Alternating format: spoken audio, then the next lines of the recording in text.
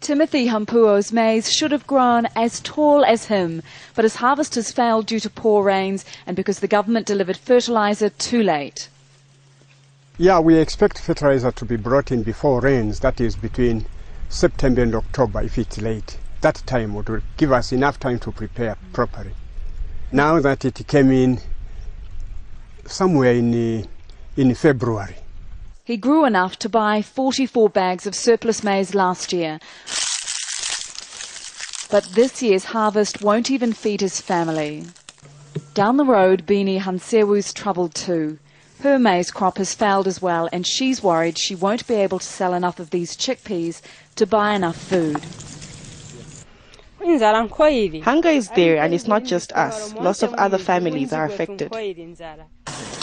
Local officials say 17,000 people are facing a potential food crisis in the Pemba area alone. Members of government have been here, so they do know about the problem, and there has been the promise of assistance. The problem is that so far none has arrived. Farmers who could afford to buy their own fertiliser have fared better, but most will harvest a fraction of their usual crop.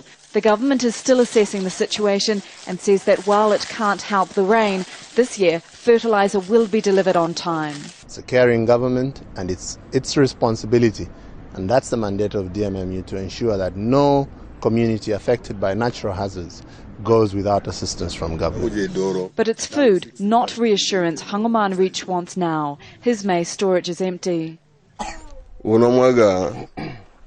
This is the worst harvest I've ever seen. I don't know how I'll survive. In the past, I had surplus to sell. Every farmer we spoke to said that without a surplus to sell, there wouldn't be any money to send their children to school. So even if or when aid arrives and the food security issue is solved, the poor harvest will affect some children's long-term future. Tanya Page, Al Jazeera, Pemba, Zambia.